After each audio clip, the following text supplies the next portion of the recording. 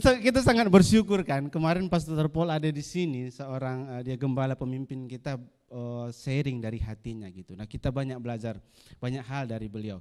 Nah bahkan minggu lalu waktu dia sharing tentang anaknya, dia nggak tahan sampai nangis gitu ya. Nah itu pertama kali saya lihat Pastor Paul kayak sehancur itu cerita.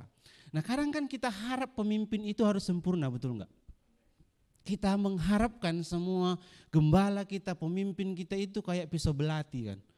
Seset langsung koyak gitu. Enggak, kita semua kita Bapak Ibu, kita enggak ada yang mengharapkan bahkan Yesus sekalipun itu harus mati di kayu salib. Harapan kita Yesus itu turun dari kayu salib, betul enggak? Tunjukkan dirinya, aku bisa gitu. Nah padahal tadi Pastor Nyon cerita enggak ada kan, dalam video ini tadi pun kita lihat enggak ada jalan hidup ini yang lurus, lempeng-lempeng aja, terang terus 24 jam siang, enggak ada kan. Kanan kiri belok naik turun, inilah hidup. Dan enaknya di situ sebenarnya. Waktu Pastor Paul kemarin di sini dipanggil kan, semua yang sharing dipanggil gitu. Nah jadi saya agak cenak-cenut, yuk kena marah lah ini gitu kan. Mungkin ada sharing kita yang di luar batas gitu kan, wajar. Jadi aku pikir apa yang mau disampaikan ini gitu. Tahu gak satu hal yang Pastor Paul sampaikan? Dia bilang kayak gini, jangan sampaikan firman Tuhan berdasarkan pengetahuan atau kepintaran kita. Tapi sampaikan firman Tuhan berdasarkan apa? Kehidupan. Nah Bapak Ibu, waktu disuruh berbicara tentang kehidupan, aku mulai lihat hidupku sendiri kan. Apa yang mau kuceritakan dari hidupku? Enggak ada apa-apa. Enggak ada kesaksian yang terlampau wah-wah. Enggak ada kehidupan yang terlampau up-up mau diceritain. Kayak enggak ada yang apakah aku ini Tuhan gitu, enggak ada. Dari semua perjalanan hidupku, kulihat waktu kecil kayak kami beberapa orang yang duduk di situ, kulihat hidup mereka lebih daripada hidupku. Secara usia, secara keuangan, usaha, aku nggak ada apa-apanya. Aku cuma duduk di situ, aku mikir, aku ngapain di sini? Waktu itu dibilang sharinglah atau berikanlah firman Tuhan itu berdasarkan kehidupan. Aku mulai lihat dua hal kan. Yang pertama berarti firman Tuhan yang kita berdiri di podium ini makin berat. Kita harus hidupi dulu firman Tuhan itu, betul enggak? Saya pernah khotbahkan belum lama waktu saya bilang untuk mempersiapkan firman Tuhan kan gampang Bapak Ibu. Bukan anggap remeh, susun khotbah itu gampang. Buat orang tepuk tangan waktu kita di depan gampang. Belajar aja sama stand up comedy. Iya, mereka bisa buat kita ngomong bagus, enggak salah-salah. Susun firman Tuhan ini kan kalau kita lepaskan dari kerohaniannya kan kayak susun pidato. Cari aja di Google. Biar enggak ketahuan kita contek khotbah, cari khotbah pendeta-pendeta yang enggak terkenal.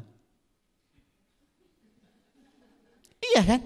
Kalau cari khotbah pendeta si A yang terkenal kan langsung muncul, orang tahu, oh udah aku dengar itu dari pendeta si A. Cari pendeta yang enggak dikenal, pendeta yang enggak terkenal, cari pendeta yang di kampung-kampung. Cari, ambil khotbahnya bisa. Tapi waktu kita mau berbagi sesuatu dari hidup kita Bapak Ibu, kita mulai arahkan dulu pandangan kita bukan kepada hidup kita, tetapi pada hidupnya Kristus. Amin. Nah minggu lalu waktu Pastor Paul bilang, marilah kepadaku, itu firman Tuhan bilang kan, waktu Pastor Paul seringkan, marilah kepadaku hai engkau yang letih lesu dan apa? Berbeban berat, maka aku akan memberikan kelegaan. Bayangkan Kristus bilang kelegaan. Jadi waktu kita lihat ke hidupnya Kristus, yang kita lihat apa Bapak Ibu? Kelegaan. Kita lihat Kristus berjuang untuk kemerdekaan kita. Kita lihat Kristus mati-matian untuk memerdekakan hidup kita sekarang. Saya mau ngajak kita lihat kepada Mazmur pasal 19.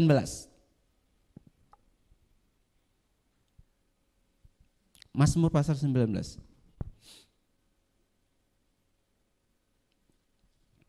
Ya, nanti yang mau videonya boleh ya. Yang mau keluar negeri lari-lari nggak perlu tiket. Ambil videonya, pasang depan layar TV Bapak Ibu di rumah, lari di depannya. Ya. Kan hidup gampang, ngapain harus stres-stres? Aku harus keluar negeri gitu. Kan nggak harus gitu. Kalau ada uangnya ya silahkan. Amin. Sudah dapat Bapak Ibu? Mazmur pasal 19 ayat yang ke-10.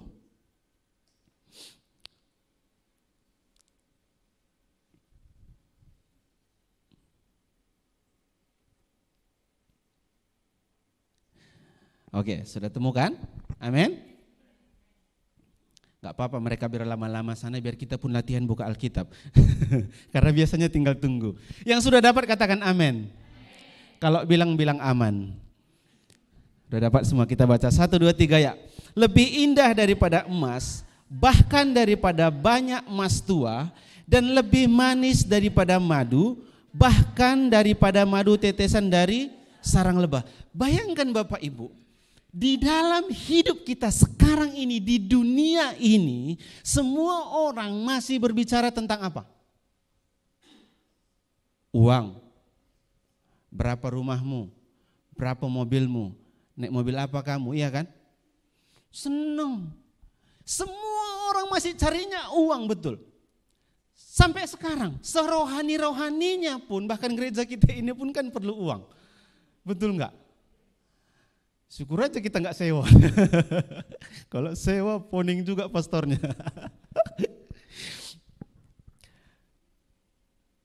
Tapi kita lihat dikatakan lebih indah daripada emas. Emas kita taruh di mana sekarang? Di tangan, di cincin, di kalung, ya kan? Coba tengok yang punya emas lebih sering angkat tangan. Itu di sana, di sini enggak. Belum pun disuruh angkat tangan, udah angkat tangan. Bahkan daripada banyak emas tua. Orang enggak cuma puas dikalungkan, ditanganin ya kan, emas batangan, ditumpukin di rumah ataupun disimpan tadi mana lah. Terus dibilang lebih manis daripada apa? Madu. Semua orang pun di dunia ini sekarang sedekat-dekatnya kita sama Tuhan, seyakin-yakinnya kita mati masuk surga, semua orang masih cari sehat. Betul enggak? Apa gunanya kita kaya melimpah ruah kalau sakit-sakitan? Makanya makanan pun mulai dijaga kan? Beli madu ditawarin orang, itu udah oplosan madunya itu. Semua orang tahu kayak mana cara cari madu yang asli, betul? Tapi firman Tuhan bilang Yesus itu lebih indah dari tetesan madu yang dari sarang lebah. Maksudnya Bapak Ibu, kita langsung ke sarungnya, madu ini netes, kita tinggal tengah mulut kita di bawahnya. Tinggal telan, tinggal kunyah. Bukan madu yang dibilang orang ini langsung dari hutan, madu asli udah diambil, udah bekas keringat tangannya peras-peras. Langsung kita yang ambil madunya langsung dimakan. Seperti itulah Kristus di dalam hidup kita Bapak Ibu. Nah itu yang dimaksudkan Pastor Paul kemarin yang saya tangkap bahwasanya waktu kita makan Kristus, waktu kita aplikasikan Kristus ini di dalam hidup kita, kita mulai mengerti. Kalau kita hadir 2 minggu berturut-turut kan Pastor Paul kasih tunjuk, kasih alat peraga di sini kan ada Ken pertama, terus ada Pastor Is. Ada target kita, ada mimpi-mimpi kita. Ada tujuan hidup kita kan, ada keinginan kita. Semua kita punya keinginan di sini. Ada tuntunan kita. Ada caranya, betul enggak? Seberapa bosan kita dengar dulu ya, enggak tahu sekarang atau masih ada. Orang khotbah kasih step-step, 5 langkah menuju iman yang sempurna. Apalagi 5 langkah untuk next level. Bukan cuma 5 langkah, sudah 1000 kita langkahkan gak sampai-sampai. Kenapa? Karena kita gak akan pernah sampai kepada tujuannya itu hanya karena peraturan Bapak Ibu. Tapi luar biasanya waktu kita betul-betul tarik kehidupan Kristus itu di dalam hidup kita, Kristus itu berbicara apa?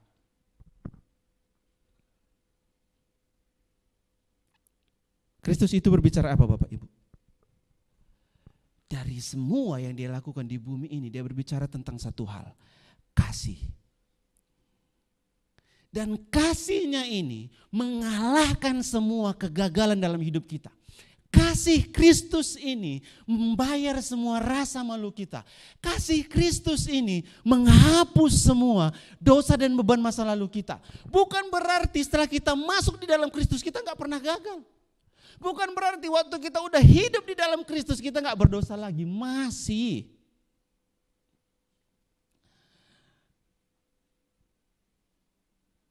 Bahkan waktu kita mengerti kasih itu, sebenarnya kita menjadi orang yang lebih gampang terbuka.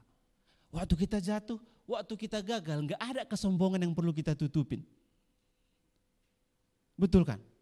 Karena tadi Pastor Yong-an pun bilang di depan, kalau aku ceritakan masalahku nggak habis-habis. Kalau kita pun ceritakan masalah kita nggak habis-habis. Masalah kita, dan kadang kita bangga masalah kita lebih berat dari masalah orang. Masalahmu baru gitu, nggak kau tengok aku 3 hari 3 malam nggak makan. Wih, Bapak baru 3 hari 3 malam. Tuhan Yesus 40 hari 40 malam gak makan. Kalau sanggup, gasken.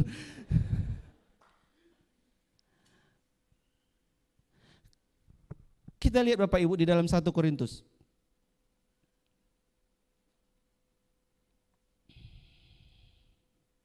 Pasal 13.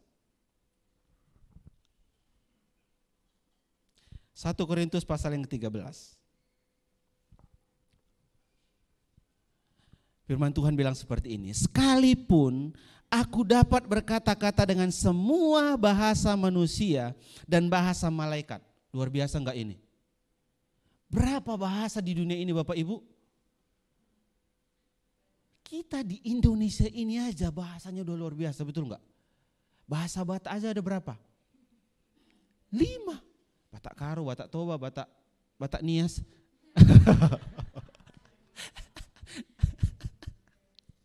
Mandeling, Simalungun ya kan.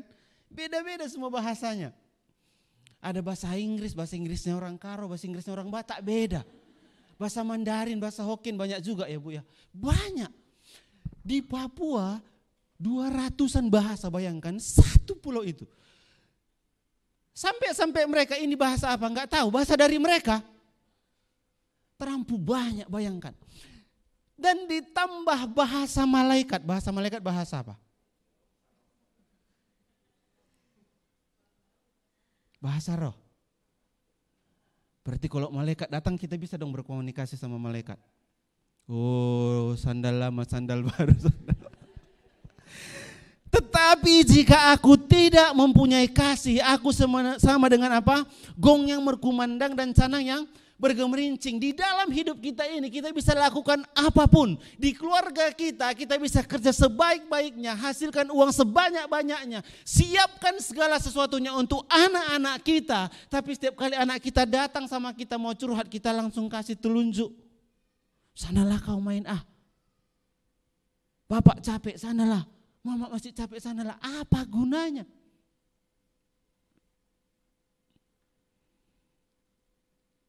Di rumah gak boleh salah. Gitu salah habis. Bapak Ibu pernah gak dimarahi waktu makan? Lagi kita mau makan ini dimarah-marahi, sakit kali gak hati ini? Makan aja kerjamu, baru belum 1 suap. Baru mau digayungkan ke mulut ini. Makan aja kerjamu, ngapain pun kok, nyapu pun kok. Firman Tuhan bilang kita bisa buat apapun, berkorban sebanyak-banyak. Bisa datang ke gereja ini, lakukan semua pelayanan. Kalau enggak ada kasih kita, untuk apa?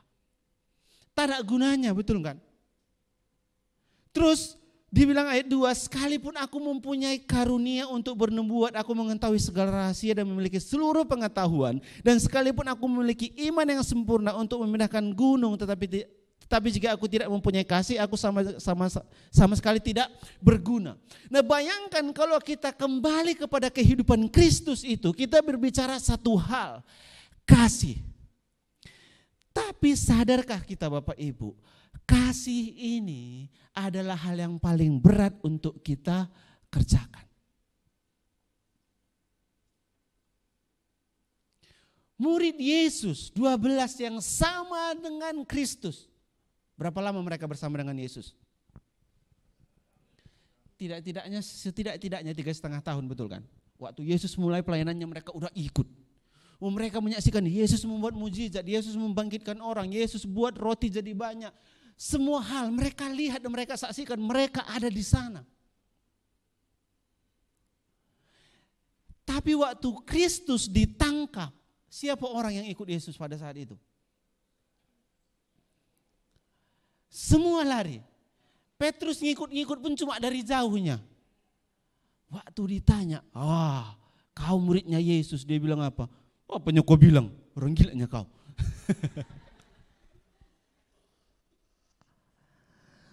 Seketika itu juga kasihnya hilang, betul enggak? Hilang, padahal mereka melihat sang kasih ini, sumber kasih ini yang sedang disalibkan. Bahkan ada satu ayat firman Tuhan yang Yesus bilang, waktu aku di penjara kamu gak datang kunjungi aku. Waktu aku terbaring sakit kamu gak datang. Waktu aku gak punya baju, bajumu gak aku kasih. Ada orang yang pateng-tengan bilang, kapan Tuhan Yesus gak punya baju? Kapan Tuhan Yesus gak makan? Tapi Yesus bilang, kalau kamu lakukan itu sama orang lain, kamu sedang melakukannya untuk aku, kata Yesus. Bapak Ibu gak usah berbicara tentang orang lain dulu kan. Di rumah kita. Di rumah kita adalah orang yang paling jengkel kita rasa. Betul kan? Kalau kasih itu hilang, betul enggak? Itu sebabnya di rumah itu betapa pentingnya mengaplikasikan kasih Kristus itu. Yesus itu sendiri yang harus hidup di dalam rumah kita masing-masing, Bapak Ibu. Karena firman Tuhan yang kita baca tadi bilang gak ada gunanya kita punya semua karunia, kita bisa bernubuat, kita bisa menafsirkan semua nubuat, kita bisa terjemahkan semua bahasa, kita jadi Doraemon. Aku ingin begini, aku ingin begitu, aku ingin ini itu banyak sekali. Aku ingin terbang bebas di angkasa. Semua kita mau bebas, betul kan? 1000 kali maaf Bapak Ibu, kita yang udah biasa berbicara tentang kasih karunia di tempat ini. Kalau bicara tentang peraturan hukum Taurat kita langsung bilang, oh ini perjanjian lama ini. Bukan. Kasih itu pun ada aturannya, betul enggak? Kita hidup di dalam kasih, tapi kasih yang teratur. Kita menjalani kehidupan yang teratur bersama dengan Kristus. Tapi kita mau bebas. Iya, bebas apa? Bebas secara finansial, bebas secara sakit penyakit, bebas dari belenggu istri. Oh, enggak ada yang dibelenggu istri di sini ya.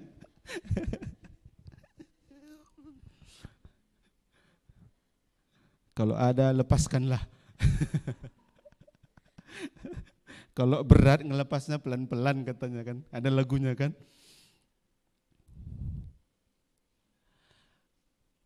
Ayat yang keempat Bapak Ibu, masih dari sama 1 Korintus tadi. Kasih itu apa?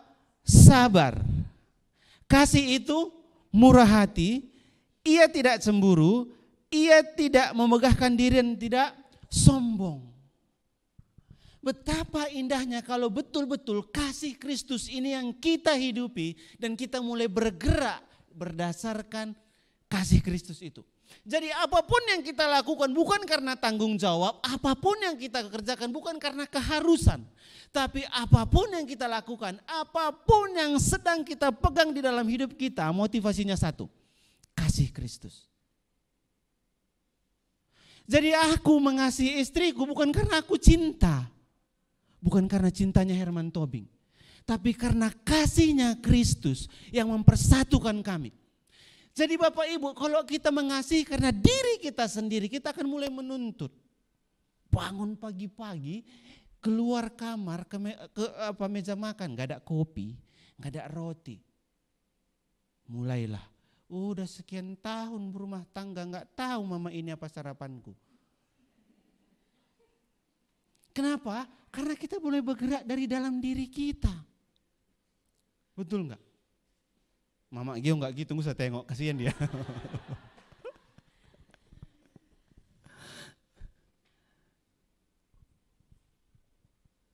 Tapi kita mulai melepaskan keakuan kita dan kita mulai menghidupi Kristus yang di dalam diri kita.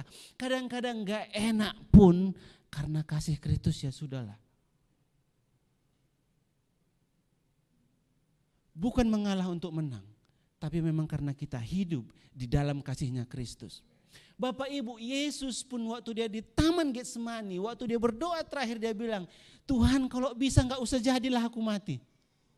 Masih pengen hidup, betul kan? Yesus bilang, kalau bisa lalukanlah cawan ini daripadaku, tapi bukan kehendakku yang jadi. Terlampau berat satu pengorbanan yang harus dia pikul, yang dia harus derita. Tapi dia tahu kalau dia nggak mati pada saat itu untuk menebus dosa-dosa kita, Bapak Ibu, mungkin kita belum duduk di sini sekarang.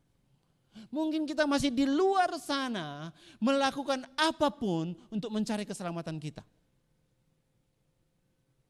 Tapi karena kasihnya begitu mulia, kasihnya yang begitu besar dan sempurna dia berikan bagi kita. Kita bisa duduk sekarang menikmati kasih itu. Kita lompat Bapak Ibu ke ayat yang 13. Ayat 13.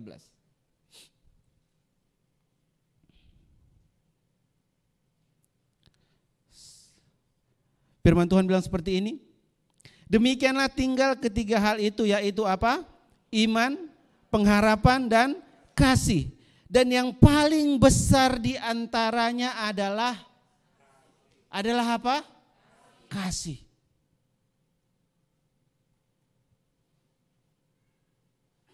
Kadang susah kita bilang aku mengasihimu, betul enggak?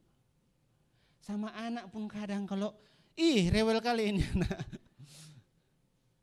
Tapi yang paling besar daripada iman, daripada pengharapan adalah kasih.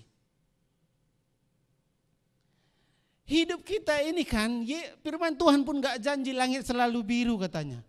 Selalu cerah, enggak. Tapi Tuhan janji selalu menyertai. Nah penyertaan Tuhan itu diberikan melalui apa? Kasih. Nah itu sebabnya dikatakan di dalam rumah tangga itu kan, seorang bapak adalah apa? Imam, kepala keluarga, betul enggak? Mewakili Kristus di dalam keluarga. Berarti seorang bapak ini yang mulai harus apa? Memberikan kasih itu. Mengalirkan kasih itu ke bawah. Kalau dari bapak pun enggak ngalir kasihnya, dari mana dicarinya? Susah, betul kan? Nah jadi sebagai seorang imam di rumah mulai enak enggak enak pelan-pelan belajar, lepaskan, alirkan kasih itu. Makanya Bapak Ibu di dalam Mazmur ada firman Tuhan yang bilang,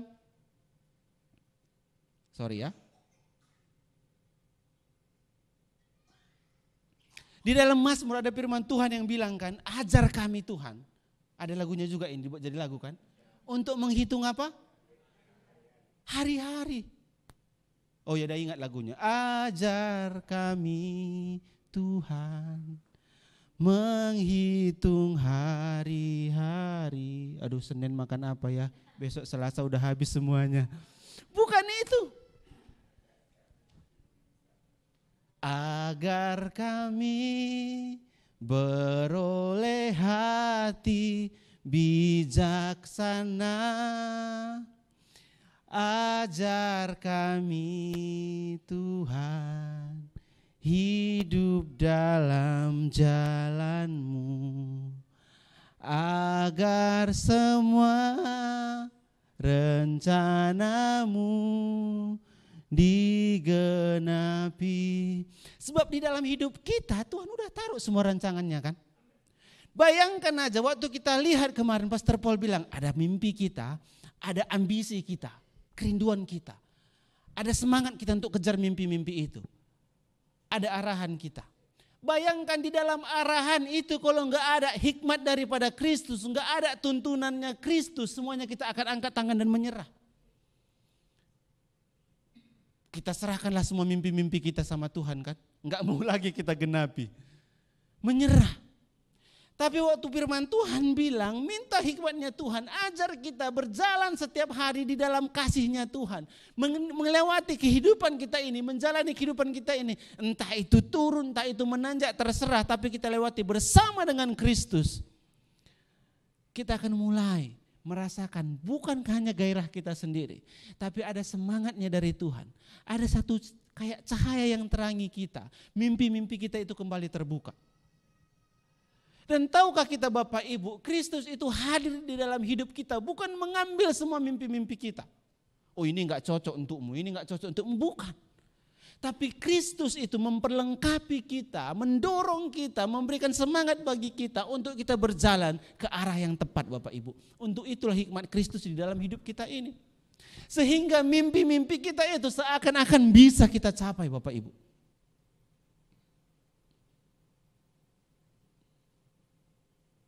Amin. Berani enggak kita bermimpi lagi? Mimpi kita dulu yang udah kita kubur dalam-dalam. Sekarang kita buka lagi. Di dalam Kristus, di dalam kasih-Nya Bapak Ibu. Kalau di gereja gampang kali bilang shalom, selamat pagi, apa kabarmu, betul kan? Kalau coba suami istri, anak-anak bangun pagi-pagi. Keluar kamar, berantakan kali rambutmu kayak singa. Padahal Amsal bilang, siapa yang memberi shalom pagi-pagi dengan berteriak, terkutuklah dia.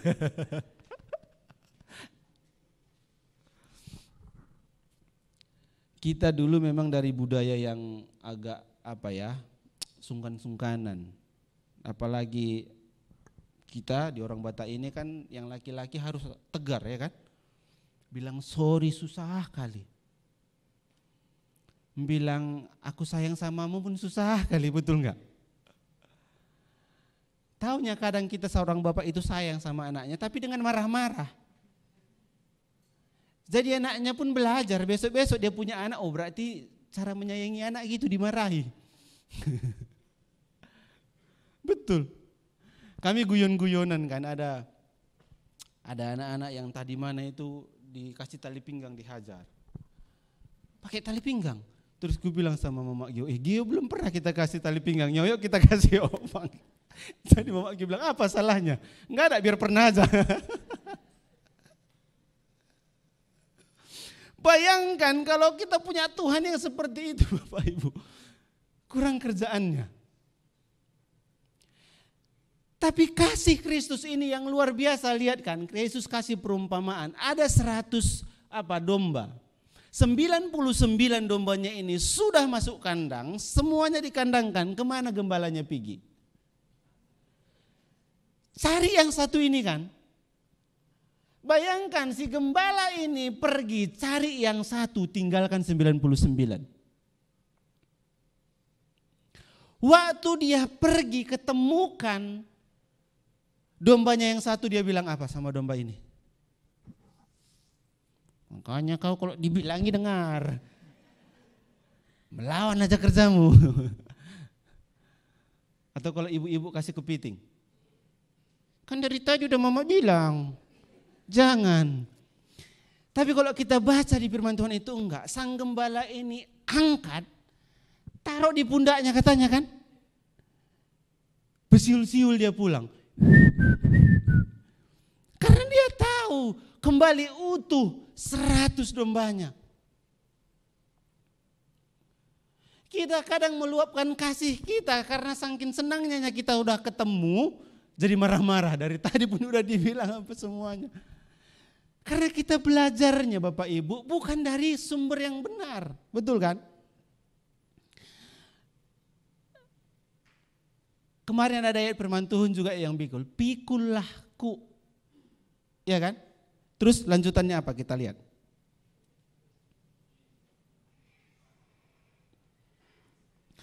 Matius pasal 11 ayat 29 kemarin ya, dikatakan seperti ini. Pikullah ku yang kupasang dan belajarlah padaku, karena apa? Karena aku lemah, dan pastikan kita belajar dari guru yang punya rendah hati dan lemah lembut. Disitulah kita bisa dibangun Bapak Ibu. Kalau kita belajar dari orang yang salah guru, salahlah kita. Makanya waktu kita mau cari mentor, kita mau cari tempat belajar, carilah guru, carilah mentor yang rendah hati, lemah lembut, sabar ngajarin. Bapak Ibu Saudara yang terkasih, waktu kita di rumah ngajar anak-anak kita, belajarlah dari Yesus dan dengan cara itulah mengajari mereka. Lebih enak marahin kan, lebih gampang membentak. Tapi firman Tuhan, belajarlah daripadaku karena aku lemah lembut dan rendah hati. Gimana kita mau menjadi lemah lembut kalau kita gak punya kasih? Bagaimana kita mampu mengasihi kalau Kristus gak ada dalam hidup kita? Kalau kita mau cari mentor, carilah mentor yang lemah lembut dengan kasih. Jangan dengan kesombongan. Oh, aku dulu di umur kau udah seperti ini, udah seperti ini. Kayak mana caranya? Ya cari sendirilah, ya mau kayak mana? Lemah lembut dan rendah hati. Sumbernya ada di mana Bapak Ibu? Kristus. Dan bagaimana kita mengizinkan Kristus itu hidup dalam diri kita? Saya juga pernah bilang Bapak Ibu, saya pun meskipun kadang disuruh di podium ini sharing, saya pun kan masih muda. Kadang-kadang pikiran-pikiran orang muda ini kan aneh-aneh, betul kan? Betul. Kadang kita anak muda cenderung gak mikir panjang-panjang kan. Apa yang ada sekarang aja ya udah. Jarang orang muda itu pikir kayak mana nanti anak cucuku gitu, belum. Masih pendek-pendek aja sumbunya. Emosinya meledak-meledak, moodnya berubah-ubah, sekarang masih oke, masih muda. Perlu mentor kan dalam hidup kita, perlu orang yang bicara dalam hidup kita, perlu. Nah saya sendiri merasakan kan, saya sekarang kesabarannya turun. Iya, dulu saya masih bisa kayak sabar gitu, kok sekarang bisa gitu. Kenapa? Karena sudah jarang orang yang ngomong gitu. Waktu ditegur kayak sakit hati, karena udah lama gak ditegur. Waktu ditegur kan, emang kau siapa? Bayangkan kalau hati anak muda seperti ini terus dibiarkan, nggak bisa ada orang yang tegur kita, nggak ada orang yang bisa memperbaiki kita, bahaya Bapak Ibu. Siapa raja yang paling berhikmat setelah Daud? Salomo jatuhnya karena dia taruh penasihat-penasihatnya itu orang muda. Para tua-tua Israel bilang, jangan naikkan pajak, bangsa ini sudah kesulitan. Waktu dia tanya orang-orang muda ini bilang, enggak, jangan dengarkan mereka, udah tua mereka itu. Pemikiran-pemikirannya udah tua, udah kolot. Kadang kita anak-anak muda pikir, itu zaman dulunya gitu Pak, sekarang enggak gitu lagi. Tapi waktu firman Tuhan bilang, anak muda kita harus belajar, betul kan? Dengarkan, dimentoring, izinkan orang koreksi kita, itu penting. Yang pertama itu mengikis keegoan kita. Meskipun teguran itu kadang gak bisa langsung memperbaiki kesalahan kita, tapi ego kita dulu yang dipangkas. Aku bisanya, aku gak ada kalian pun bisanya, aku bisa, tapi bisa hancur-hancuran. Mending kita diarahkan, betul gak? Dimentoring. Waktu kita mau mencari mentor, carilah mentor yang seperti ini. Rendah hati, lemah lembut, pasti kita dipimpin dengan kasih. Dan satu hal yang disampaikan Pastor Pole itu kemarin kan, jangan takut berbuat salah. Bukan jangan takut berbuat salah, jangan takut kalau salah. Berarti salahnya enggak dibuat ya kan? Enggak, kok disuruh takut bersalah ya kubuati aja lah. Bukan, jangan takut kalau salah. Kenapa bisa Bapak Ibu? Karena kasih. Kalau misalnya aku di tempat ini tahu misalnya pastor-pastornya ini galak, aku gak akan berani berdiri di sini. Karena nanti aku salah dipanggil. Kau gini kan susah. Tapi karena tahu aku di sini dipimpin karena kasih, kita diarahkan motivasinya satu itu kasih, dan kita dibawa kepada satu pribadi Kristus. Kita bisa mengekspresikan diri kita Bapak Ibu. Di rumah kita, di tempat kerja kita, di tempat usaha kita, selalu pikirkan. Karena kasih, kita harus bisa mengekspresikan diri kita. Kadang waktu kita izinkan diri kita berekspresi, kita lepaskan diri kita untuk berekspresi, kadang tanpa sadar mungkin kita lakukan satu hal yang salah, betul enggak? Atau kelebihan batas. Tapi kasih itu yang akan memperbaiki kita. Kasih itu yang akan mengembalikan kita ke arah yang semula Bapak Ibu. Amin. Dan kita lihat lagi di Mazmur pasal 19 ayat yang ke-12. Mazmur pasal 19 ayat 12. Firman Tuhan bilang seperti ini. Siapakah yang dapat mengetahui kesesatan? Bebaskanlah aku dari apa yang tidak kusadari. Inilah kenapa perlunya kita di gereja ini digembalakan, betul kan? Perlunya seorang mentor untuk setiap kita Bapak Ibu. Ada orang yang ngomong di hidup kita, ada orang yang memimpin kita, ada gembala, ada tim pastoral yang memperhatikan. Kenapa? Karena kadang kita nggak tahu. Kita udah di luar jalur. Untuk membawa kita kembali ke jalur ini perlu seseorang yang mengarahkan. Bapak Ibu pasti tahu semuanya kan, pernah nonton bola kan? Nonton bola di tengah lapangan itu yang lari-lari dengan pemain itu ada wasit namanya. Betul kan? Ada wasit ikut lari-lari di tengah. Di garis pinggir sini kanan kiri ada hakim garis. Kadang-kadang kalau kita duluan lari offside, dia angkat bendera, kriki gitu kan. Di dekat tiang gawang ada lagi di situ orang nengok-nengok, ini bola udah gol atau belum. Ada yang tengok di dua tiang gawang itu. Di luar ada siapa? Pelatih yang teriak-teriak. Pelatih dari sana ada, pelatih dari sini ada. Ngapain dia teriak-teriak dari luar? Kalau ada pemainnya yang udah nggak lagi sesuai dengan apa yang dibuat. Kadang kita nggak tahu, udah kecapean di dalam hidup ini, kita bilang sudahlah Tuhan, aku nggak pakai Tuhan-Tuhanan lagi lah. Bertuhan sama saja kurasa. Kadang ada orang yang seperti itu, betul nggak? Bukan dari hatinya, tapi karena kayak udahlah, susah kali ngikut Tuhan ternyata. Udahlah nggak sanggup lagi aku, betul kan? Kadang perlu ada orang di luar yang teriak-teriak, ayo lari sedikit lagi udah mau sampai, ayo kejar bolanya. Seperti itulah pentingnya seorang mentor, seorang gembala dalam kehidupan kita. Seperti itulah pentingnya kita masuk ke dalam satu pengembalaan. Dan bersyukurlah di tempat ini kita betul-betul dipimpin berdasarkan kasih-Nya Kristus. Berdasarkan apa yang telah Kristus selesaikan di atas kayu salib. Kita dituntun kepada sumbernya itu, kasih Kristus itu sendiri. Makanya seperti yang Mazmur bilang itu tadi kan, Yesus itu lebih indah daripada semua emas yang bisa kita punya. Lebih indah daripada semua madu yang langsung kita minum daripada sarangnya. Madu asli Bapak Ibu. Itu Yesus sendiri. Dan waktu kita lihat itu, kita mulai jalani kehidupan Kristus itu, sehingga waktu kita ada dimanapun, hidup kita ini gak terlalu sulit lagi bagi kita menjalaninya. Karena kita tahu apa yang kita jalani sekarang, karena kita tahu kita berjalan pun sekarang di dunia ini, hidup di dalam rumah kita bersama dengan keluarga kita, bukan lagi berbicara tentang siapa kita.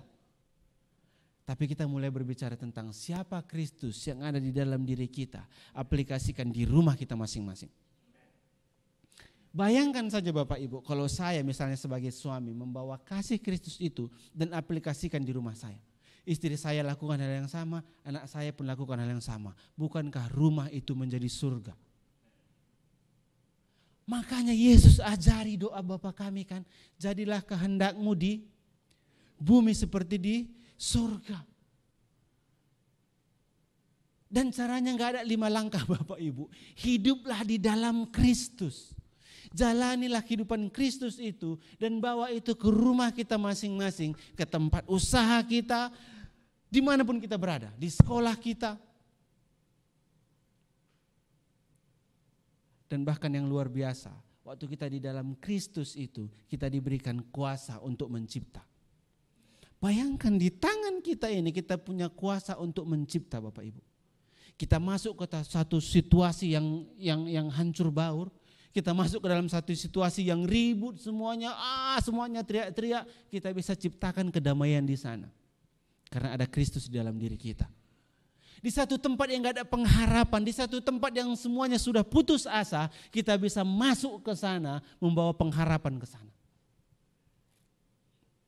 Di satu tempat yang semuanya marah-marah, emosian tingkat dewa semua, darah tinggi. Kita bisa bawa kasih Kristus ke sana dan aplikasikan. Bayangkan kita bisa ubah semua situasi hidup kita ini hanya dengan satu hal. Kasih Kristus. Bayangkan.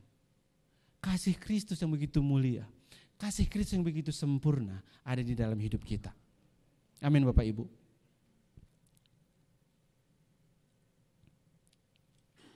Waktu itu kita hidupin. Waktu itu kita jalani Bapak Ibu. Pastor Paul pun bilang kemarin kan, saya ngomong kelimpahan bukan selalu tentang uang, betul kan? Rezeki itu udah diatur Tuhan masing-masing kata orang sana. Rezeki sudah ada yang atur. Tapi tahu enggak kita waktu kita melimpah dengan kasih dan damai sejahteranya Kristus. Kita enggak lagi arahkan pandangan kita kepada apa yang kurang di dalam rumah kita. Kita enggak lagi arahkan pandangan kita betapa ribetnya usaha yang sedang kita pimpin. Tapi kita mulai lihat kepada Kristus itu. Maka mulut kita akan mulai memuji Tuhan. Perkataan yang keluar dari mulut kita bukan lagi sumpah serapah. Tapi puji-pujian yang memuji Tuhan. Amin. Mulutku penuh dengan pujian kepadamu ya Yesus Tuhan. Bagaimana bisa Ibu? Bagaimana bisa Bapak? Karena Kristus itu membuat kita sadar. Sepanjang hari kita hidup, 24 jam dalam satu hari, 7 hari seminggu, 30 hari dalam sebulan. Kristus ada bersama dengan kita.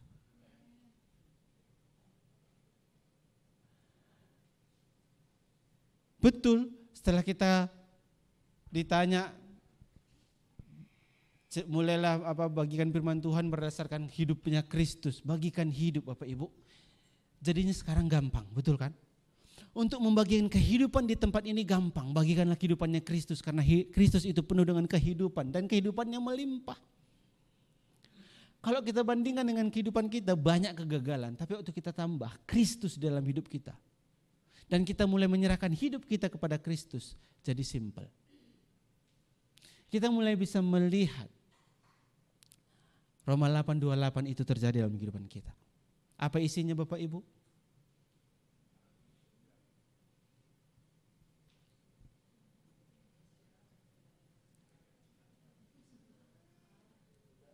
Kita buka aja ayatnya. Roma 8:28 terakhir.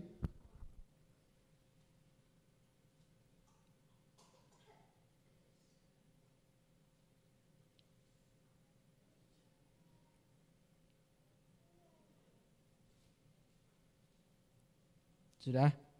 Kita baca sama-sama ya Bapak Ibu. 1, 2, 3 ya.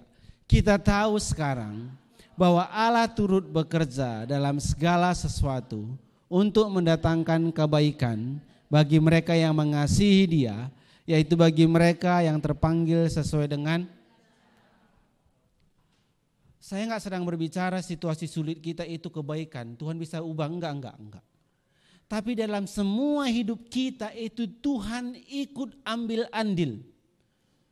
Bukan hanya waktu situasi sulit Tuhan ubah menjadi baik. Tuhan bukan hanya mau menjadi tukang sulap gitu aja enggak.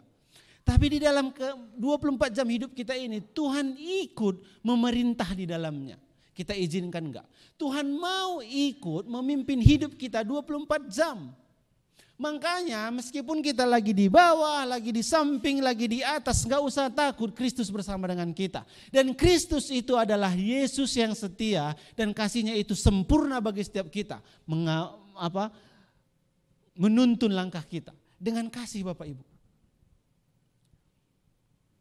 Amin. Nah, saya pernah ceritakan ini waktu kita masih di Wibi.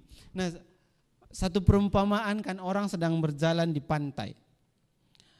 Gandengan seorang bapak dengan anak. Terus mereka jalan di pantai, ada orang yang lihat dari jauh. Senang kali mereka ya, bapaknya tuntun anaknya lagi jalan. Terus waktu di jalan batu-batu, orang ini lihat telapak kaki itu tinggal sepasang aja, hilang. Terus dia komplain, kok kayak gitu sih? Masa bapaknya tinggalkan anaknya waktu jalan batu-batu? Tadi di pasir-pasir jalannya oke, mereka sok-sok tuntun. Terus orang lihat, coba lihat ke atas sedikit, jangan lihat ke bawah terus. Rupanya waktu dia lihat ke atas, si bapak itu lagi gendong anak ini karena jalannya batu-batu. Kadang kita terlampau lihat hidup kita, susah kali hidupku Tuhan, kok kayak gini kali aku Tuhan, jadi kita lupa memuliakan Tuhan. Kenapa enggak kita lihat kepada Yesusnya yang sedang menggendong kita? Kenapa enggak kita lihat kepada Yesusnya yang sedang mengangkat kita dari semua situasi kita pelan-pelan? Dan Tuhan mengubah hidup kita ini, Tuhan memulakan hidup kita ini, enggak dalam 24 jam semuanya langsung drop, enggak. Makanya seperti yang lagu kita nyanyikan tadi, hari demi hari. Tuhan kasih kita hikmat untuk kita berjalan, menghitung hari-hari kita mulai melihat kasih Kristus itu termanifestasi 100% dalam kehidupan kita. Amin Bapak Ibu, mari kita sama-sama bangkit berdiri.